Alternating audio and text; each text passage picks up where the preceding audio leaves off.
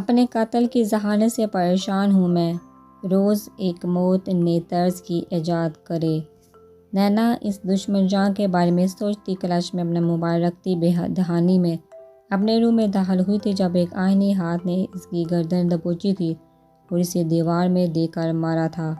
وہ خود کو چھڑانے کے لیے مزاحمت کرتی ہوئی لڑ سکتی تھی، مگر جب سامنے شاہزادہ سلطان کی لال انگاروں آنکھوں، ماتھے کے بالوں اور تنی رگوں کو دیکھا تو مزاحمت خود بخود دم توڑ گئی۔ وہ خاموشی سے دونوں ہاتھوں سے اس کی کلائی تھامے گردن پر وقتاً فوقتاً بڑھتا دباؤ محسوس کر رہی تھی۔ کہا تھا حاتم مینشن سے قدم بھی باہر مت نکالنا۔ تو تمہاری جرأت کیسے ہوئی؟ وہ دانت پیس کر بولا۔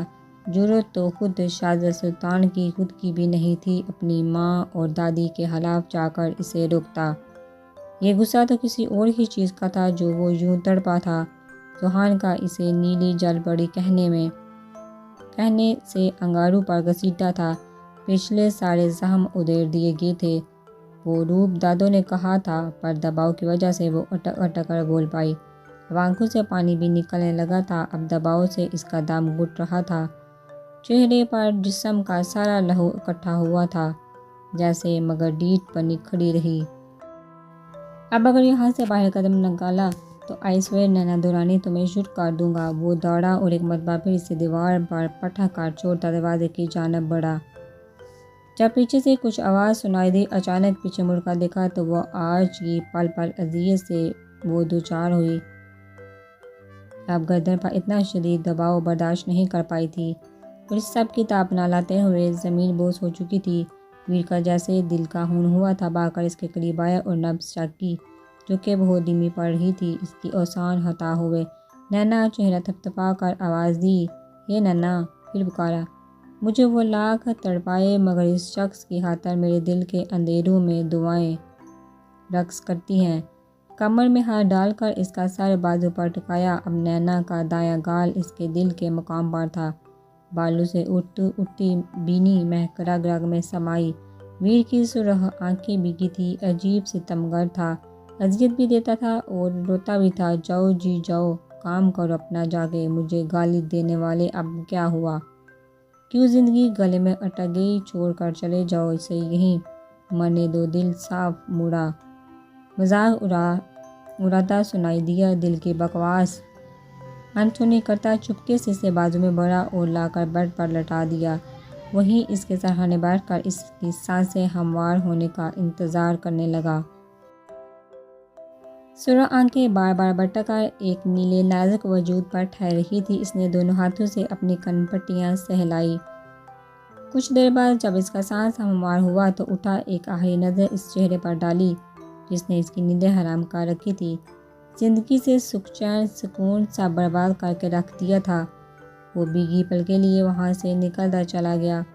میں تمہیں بھی کانٹوں پر گھسیٹ لوں گا نینا دورانی، میں مر رہا ہوں تو تمہیں کیوں سکون لینے دوں؟ وہ تلملایا، جھنجھلایا، طوفان بنا گالی لے کر نکلا تھا وہاں سے۔ متی ہبا کے آگے بیٹھی تھی۔ ہبا نے اس کے سر میں تیل کی مساج کی تھی اور اب متی فریش ہونے چلی گئی، مگر بات ہبا اب تک باپ بیٹی سے کرنے کو تیار نہیں تھی۔ شاہزادہ نے لاکھ منتیں کی، سمجھایا کہ یہ سب متی کی قسمت میں ایسا ہی لکھا تھا، مگر وہ تو پتھر کی بن چکی تھی۔ وہ فریش ہو کر باہر آئی تو ہبا نے سامنے آ کر بیٹھی۔ پلیز آئی ایم سوری مما، خدا کے لیے مجھ سے بات کریں۔ وہ رو دینے کو تھی۔ مما ایسے تو مجھے کچھ نہیں ہوا، مگر یہ آپ کی ناراضگی اور بے روحی ضرور میری جان لے لے گی۔ ہبا نے لب بھیجے سختی سے اسے گھما کر اپنے سامنے بٹھایا اور گردن سے بال ہٹا کر اس کی کمر سے قمیض کی ڈوریاں باندھنے لگی جو کہ جال کی صورت قمیض پر ڈیزائن بنا ہوا تھا۔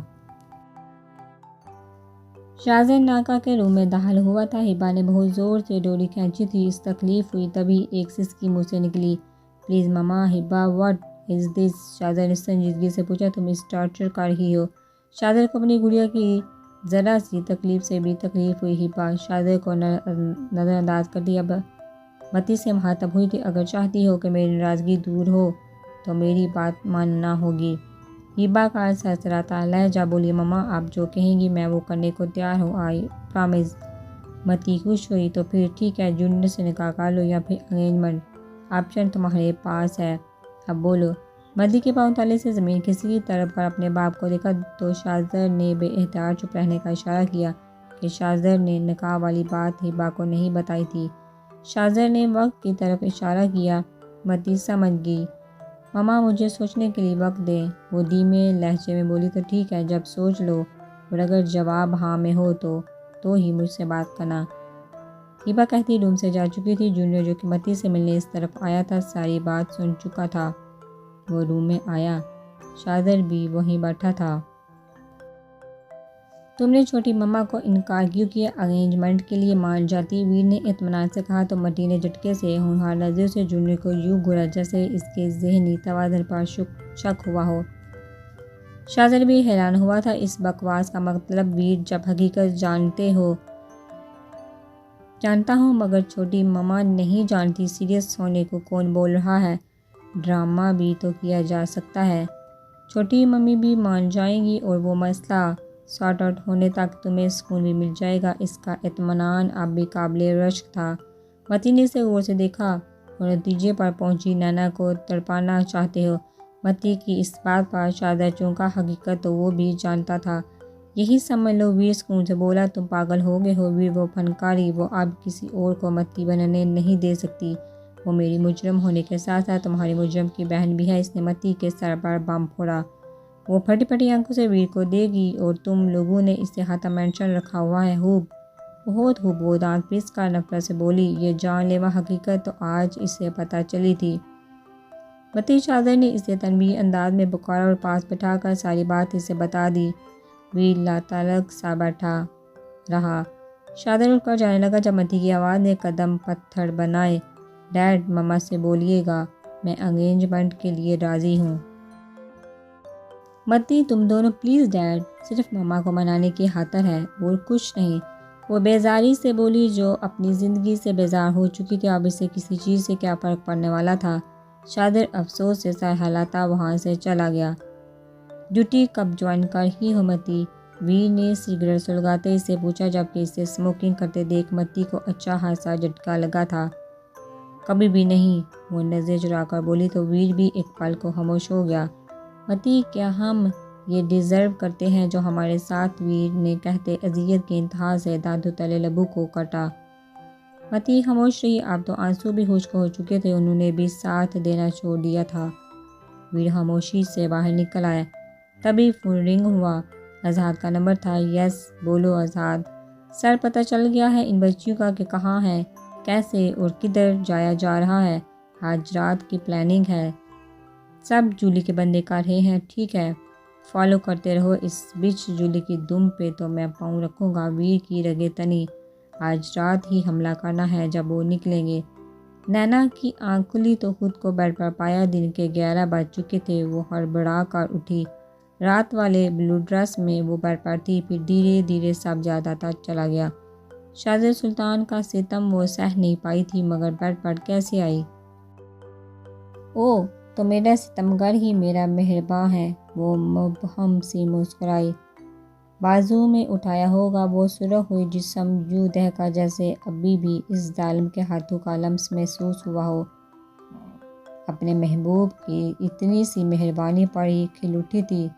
سر پر ہاتھ مارتی جلدی سے اٹھی، فریش ہوئی۔ فریش ہوتے گردن پر پانی سے جلن محسوس ہوئی تو پتہ چلا سرخ نشان بھی ہے اس ستمگر کے۔ یہ ستمگری بھی مہربانی ٹھہری۔ گردن پر ہاتھ سے چھوا اور ایک آہنی ہاتھ کا لمس محسوس کیا۔ وہ لاؤنج میں آئی تو شرمندہ سے ہوئی روپ دادو، وہ میری طبیعت ٹھیک نہیں تھی اس لیے لیٹ اٹھی۔ اس نے ہاں وضاحت دی۔ کوئی بات نہیں، جاؤ کچن میں بریک فاسٹ کرو پھر میڈیسن لینا، وہ فکر سے بولی۔ اس نے ناشتہ کیا۔ دماغ کنٹینر میں ہی اٹکا ہوا تھا۔ باہر شاہزین کی ہیوی بائک کھڑی تھی۔ آنکھوں میں چمک آئی، فوراً باہر آئی وہ روپ۔ دادو، مجھے ایک چیز چاہیے تھی۔ وہ جھجکی۔ بولو بیٹا، روپ نے پیار سے کہا۔ وہ دادو، مجھے وہ باہر جو شاہزین کی بائک ہے اس کی چابی چاہیے، میں گھر میں رہ کر بور ہو گئی ہوں۔ ارے لے لو، کوئی پرواہ نہیں، مگر مجھے فکر ہے تو صرف اس بات کی کہ تم جہاں کے راستے نہیں جانتی ہو۔ روپ نے اس کی جانب چابی بڑھاتے ہوئے کہا۔ روپ، دادو، میں کہیں دور تھوڑی جانے والی ہو، یہ جو بچوں کے اسکول کے پاس پارک ہے بس وہیں تک گھوم کے آ جاؤں گی۔ صحیح، روپ نے اسے چابی دے دی۔ دوپہر تک وہ چابی بھی منگوا چکی تھی، مگر اصل مسئلہ ہتھیار کا تھا۔ اس کے پاس اس کی گنز نہیں تھی، مگر اس سے کوئی پرواہ نہیں تھی، رکنا تو ہر حال میں تھا۔ ان کو کچن سے 2-3 تیز دھار چاقو اٹھا کر چھپائے تھے۔ اب بس رات کا انتظار تھا، کیونکہ کنٹینر نے رات کے 4 بجے نکلنا تھا۔ رات کے 3 بجے نینا محسوس ہولیے میں اپنے روم کی کھڑکی سے نکلی، بڑے سے بلیک دوپٹے سے نقاب کیا اور خود کے وجود کو بھی چھپا لیا۔ باہر آئی، پورچ میں سے بائک بغیر آواز کے کثیر کا پچھلی طرف کے بنے گیٹ تک لائی، جہاں اس وقت واچ مین نہیں ہوتا تھا۔ چھوٹا دروازہ کھول کر بائک گھسیٹ کر باہر نکالی اور دروازہ لاک کر دیا۔ اب یوں ہی بائک گھسیٹ کر کچھ دور لائی، بائک پر بیٹھ کر اب بائک یوں اڑائی جیسے ہوا سے باتیں کرتی ہو۔ آدھے گھنٹے میں وہ محسوس جگہ پہ پہنچ چکی تھی۔ ایک پرانی فیکٹری سے بظاہر سامان لوڈ کیا جا رہا تھا۔ اس نے بہت دور بائک جاڑیوں میں چھپائی اور انتظار کرنے لگی، یہ جانے بغیر کہ اس کنٹینر پر تو 2 اور عقابی نظریں جمی ہوئی تھی۔ ویر اظہار اور اپنے آدمیوں کے ساتھ یہیں موجود تھے۔ وہ لوگ سامان لوڈ کر کے اب اندر گئے تھے، جب چپکے سے نینا کسی کے نظر میں آئے بغیر کنٹینر کے اندر جا چکی تھی۔ ویر کو محسوس ہوا تھا ایک ہلولا اندر داخل ہوتے، مگر اپنا وہم سمجھا۔ ویر نے ہاتھ کے اشارے سے حملے کا حکم دیا۔ انہیں یہ بھی آرڈر تھا کہ ان میں سے جتنوں کو ہو سکے زندہ پکڑنا ہے۔ اب اس کے آدمی اندر داخل ہوئے تھے، اندر فیکٹری میں ہلچل ہوئی تھی۔ ویر و اظہار بھی اندر داخل ہو چکے تھے، وہ چیختے چنگارتے ان پر بھرپور حملہ کر رہے تھے۔ نینا کنٹینر میں آئی تو کارٹن دیکھے، سب سے پچھلے والے کارٹن میں بچیاں موجود تھیں۔ بے دردی سے بالا گیا تھا انہیں۔ نینا نے پاکٹ سے چاقو نکالا اور انہیں کھولنے لگی۔ 2 6 تھی اور کوئی بھی 14 یا 15 سال سے زیادہ کی نہیں تھی۔ اسے اس جولی کے پاگل ہونے کا یقین ہو چکا تھا۔ شیطان عورت کیا اتنی کم عمر بچی کو برباد کروائے گی؟ اچھے سے سوچ کر گھن اور چڑچڑی آئی اندر۔ ویر نے لڑتے ان کا سرغنہ چنگارا تھا، اے جاؤ، ان لڑکی کو ختم کر دو، فوراً جاؤ، جاؤ پہچانتی ہے ہمیں، مار ڈالو۔ آدمی چونٹیوں کی طرح نکل کر ان پر حملہ کر رہے تھے۔ ویر بیٹ سے انہیں ادھیڑ رہا تھا، مگر وہ موقع نہیں دے رہے تھے، اور کچھ آدمی باہر کنٹینر کی جانب چاقو لے کر لپکے۔ ویر پہلی دفعہ پریشان ہوا۔ اظہار، بچاؤ بچیوں کو، وہ چلایا۔ اظہار نے باہر جانے کی کوشش کی، مگر 5-6 لوگوں نے انہیں دبوچ لیا۔ اب ویر نے اپنی گن نکالی تھی اور ان کی ٹانگوں کے نشانے لیے۔ وہ لڑتے لڑتے باہر آ چکے تھے۔ ویر کے سانس اٹکی، کیونکہ اسے تھوڑی دیر ہو گئی اور وہ آدمی کنٹینر میں گھس چکے تھے۔ وہ کنٹینر کی جانب بھاگا، جب بہت اچانک 2 آدمی ہوا کی طرح اچھلتے کنٹینر سے باہر گر کر زمین میں پٹھے۔ اندر سے ان آدمیوں کی چیخو پکار اور ہڈیوں کے چٹکنے کی آوازیں آئی۔ وہ آگے آیا۔ نمیرا ہوگی، طبیعت خرابی کی وجہ سے منع کرنے کے باوجود ساتھ آنے سے باز نہیں آئی۔ وہ مطمئن ہوتا دوبارہ دشمن کی طرف متوجہ ہوا اور بہت جلد انہیں قابو کر لیا، مگر نینا ویر سلطان کو دیکھ چکی تھی۔ اس کے پیروں نیچے سے زمین کھسکی تھی۔ ویر سلطان کو جہاں دیکھا، اگر وہ یہاں تھا تو اس کا مطلب بچیاں محفوظ تھی، پھر اس کا کیا کام تھا یہاں؟ اور اگر ویر نے یہاں اسے دیکھ لیا؟ اس سوچ نے نینا کے حلق میں اس کی جان نکالی تھی۔ اب اسے بھاگنا تھا یہاں سے، مگر وہ آدمی اسے موقع نہیں دے رہے تھے۔ وہ جان توڑ کوشش کر رہی تھی، پھر آخر اس نے انہیں دور چٹا ہی دی۔ وہ بھاگنے لگی، جب بچیاں ہوفردہ سے اس سے لپٹ گئی۔ اس کی آواز سن چکی تھی، سو اپی بچا لے، ہمیں گھر جانا ہے۔ وہ داڑھی مار مار کر روئی۔ ہے سنو، باہر پولیس ہے اور تمہارے بھیا ہیں، وہ بچا لیں گے تمہیں، مجھے جانے دو۔ ہاں، انہوں نے اسباب میں سر ہلایا تو نینا باہر لپکی۔ کنٹینر سے اتر کر وہ بائک کی جانب لپکی، جب اندر سے آتے ویر اور اس کے ساتھیوں نے اسے دیکھ لیا۔ نمیرا اسٹاپ، دیکھ چکا ہوں میں، اب رکو، ویر نے پکارا۔ نینا کے قدم وہیں جم گئے، مگر پھر بھی وہ انسنی کرتی جانے لگی۔ تبھی اس کے اوپر فائرنگ ہوئی۔ ویر اور اس کے آدمی جھکے اور کنٹینر کی اوٹ میں آئے۔ ویر یہ دیکھ کر پریشان ہوا کہ نمیرا ابھی بھی بیوقوفوں کی طرح بھاگ رہی تھی۔ سنسناٹی گولیاں کبھی بھی اس کے آر پار ہو سکتی تھی۔ ویر بسم کر دینے والے انداز میں اٹھا، سنبھالو انہیں اور مجھے کور کرو۔ یہ بیوقوف لڑکی، اس نے دانت پیسے اور اس کے پیچھے لپکا۔ بجلی کسی تیزی سے وہ اسے لیے زمین پر گرا تھا، کیونکہ اب فائرنگ کی بوچھار اسی بیوقوف لڑکی پر ہوئی تھی۔ "واٹس پرابلم یو"، وہ کہتے کہتے بے تحاشا چونکا تھا۔ کمر میں ہاتھ ڈال کر جسے چھوا تھا وہ نمیرہ نہیں تھی۔ بے تغیر میں وہ اس کی ہڈیوں کو بھی پہچان لیتا، اب تو پھر بھی وہ جیتی جاگتی اس کے سامنے تھی۔ ویر کے تاثرات سیکنڈوں میں بدلے تھے۔ کلائی سے دبوچ کر اسے کنٹینر کی اوٹ میں گھسیٹا۔ وہ بری طرح مچلی اور اپنے آپ کو چھڑانے کی کوشش کی، مگر بے سود۔ اب تو شیر کے منہ میں ہاتھ دے بیٹھی تھی۔ بہت جلد فائرنگ کرنے والوں کو بھی موت کی نیند سلا دیا گیا تھا۔ بچیاں بازیاب کروا لی گئی تھیں، پولیس بھی پہنچ چکی تھی۔ نینا وقتاً فوقتاً ایک آہنی گرفت سے اپنی کلائی چھڑانے کی کوشش کرتی رہی، مگر وہ تو سرخ چہرہ اور آنکھوں کے سامنے پتھر کا بن چکا تھا، جس سے نہ کچھ دیکھ رہا تھا، نہ سن رہا تھا، نہ اسے مچلتی کو محسوس کر رہا تھا۔ صبح کے اجالے چاروں اور پھیلنے لگے تھے۔ اب وہاں اسے سارا علاقہ کلیئر ہو چکا تھا اور وہ کھڑا اذہان اور ضروری انسٹرکشن دے رہا تھا، مگر اذہان کی ناکیوں سے اپنے سر کے ہاتھ میں جگڑی کلائی اور مچلتی اس لڑکی کو دیکھ رہا تھا۔ سمجھنے میں دیر نہ لگی کہ وہ کون ہو سکتی ہے۔ اذہان، ادھر جاریوں میں شاہ زین کی بائیک ہے، وہ بھی لے جاؤ۔ اوکے۔ اذہان بھی جا چکا تھا، اب وہ اسے لیے اپنی گاڑی تک آیا تھا اور تقریباً گاڑی میں پچھلی سیٹ پر تقریباً پٹھا تھا۔ کیا کر رہی تھی جہاں وہ دوڑا؟ وہ بچیاں، وہ انہیں میں وہ بولی۔ شٹ اپ، کس کی اجازت سے، کس حق سے؟ نینا درانی، ابھی کل میں نے کہا تھا حاتم مینشن سے مت نکلنا، مگر شاید تمہیں میری ہر بات رد کرنے کا شوق ہے۔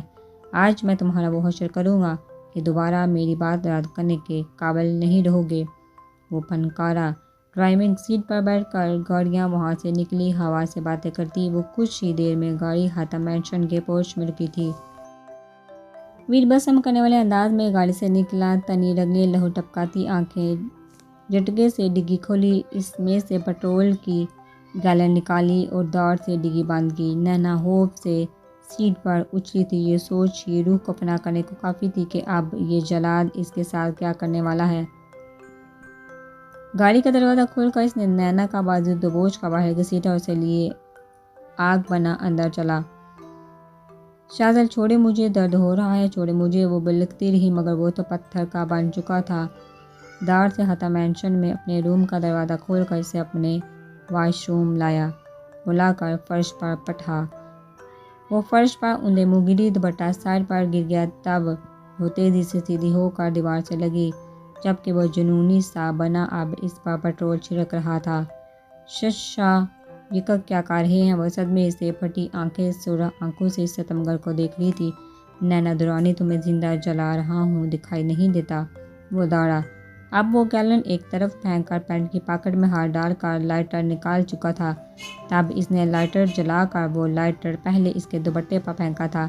نینا اپنی جانب بڑھتی لمحہ بہ لمحہ اس آگ کو دیکھ کر بے تحاشا چیخی اور پیچھے ہٹنے کی کوشش کی، مگر پیچھے دیوار تھی اور اس سے پہلے آگ دوپٹے سے نینا کو اپنی لپیٹ میں لیتی۔ ویر نے اس کی کمر میں ہاتھ ڈال کر جھٹکے سے اسے اٹھایا اور پانی سے بڑے باتھ ٹب میں پھینک دیا۔ شدید ترین ٹھنڈ میں ٹھنڈے یخ پانی میں اسے غوطہ آیا تھا۔ وہ بلکتی ٹب سے فرش پر گھسیٹتی باہر نکلی اور سیکنڈوں میں ٹھنڈ سے نیلے پڑ کر تھر تھر کانپ رہی تھی۔ اب ویر سے بازو سے دبوچ کر کمرے میں لایا اور بیڈ پر پٹھا۔ وہ نیلی پڑتی نی بے ہوش ہو چکی تھی۔ ویر نے اپنے بال مٹھیوں میں جگڑے اور زور سے آنکھیں اور جبڑے پہنچے۔ وہ بیک چکی تھی، مر رہی تھی، اور یہ بھی بات اسے کہاں گوارا تھی۔ یوں ہی طوفان بنا باہر نکلا۔ کچھ دیر میں واپس آیا تو اس کے ہاتھوں میں نینا کے کپڑے تھے۔ بیڈ پر جھک کر اسے کندھوں سے جھنجھوڑا۔ ہے یو، نینا، اٹھو اور کپڑے چینج کرو۔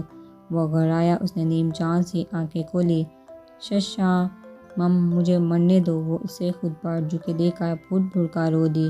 نو نیور، میری آخری سانس تک تمہیں میری نفرت اور محبت اپنی جان پر جینا ہے نینا درانی۔ اب اٹھو۔ اگر سیکنڈ سے پہلے نہ اٹھی تو یہ کام بغیر کسی رشتے کے محدود کرتے ہوئے ایک پل بھی نہیں سوچوں گا۔ وہ دوڑا تو وہ بمشکل اٹھی۔ وہ داڑھ سے دروازہ بند کرتا باہر جا چکا تھا۔ اس نے بڑی مشکل سے چینج کیا اور پھر بیڈ پر ڈہ گئی۔ اب وہ اندر آیا تو ڈاکٹر اس کے ساتھ تھا۔ ڈاکٹر نے اسے انجیکشن لگایا، خاموشی سے باہر چلا گیا۔ کیونکہ بچا رہے ہیں مجھے، جب مارنا چاہتے ہیں، جلانا چاہتے ہیں، اور بے بسی سے چلائی۔ وہ پھر بنایا، اس کے جانب لپکا اور گردن سے پکڑ کر اسے اوپر اٹھا کر اپنے روبرو کیا۔ آواز نیچی رکھو نینا دورانی، نہیں تو سچ مچ بند کر دوں گا اسے ہمیشہ کے لیے۔ دماغ تو کچھ ایسا ہی کرتا ہے میرا کہ تمہیں تڑپاؤں اور اتنا تڑپاؤں کہ گر گراؤ، میرے آگے بھیک مانگو مجھ سے، رحم کی اتنی تکلیف دوں تمہیں تمہاری روح کانپ جائے۔ وہ کہتا اسے واپس بیڈ پر پٹھا کر تنفن کرتا جا چکا تھا۔ پیچھے وہ سرخ آنکھیں اور چہرہ لیے بھیگی پلکوں سے زخمی سا مسکرائی۔ یہ تو بتا کر ہی نہیں گئے شاہ زر سلطان کہ تمہارے دل کیا کرنے کو کہتا ہے۔ اتنے شور شرابے کی آواز سے روپو اپنے روم سے باہر آئی تھی۔ شادر کو اتنے غصے میں ہاتھا مینشن سے نکلتے دیکھ وہ بھاگ کر نینا کے روم میں گئی تھی، مگر وہ وہاں نہیں تھی۔ پھر وہ ویر کے کمرے میں آئی تھی۔ بیڈ پر نینا کو ایسی حالت میں دیکھ کر روپ کی روح فنا ہوئی۔ فوراً پلوش شاہ اور شاہ ویر کو فون کر کے ہاتھا مینشن بلایا۔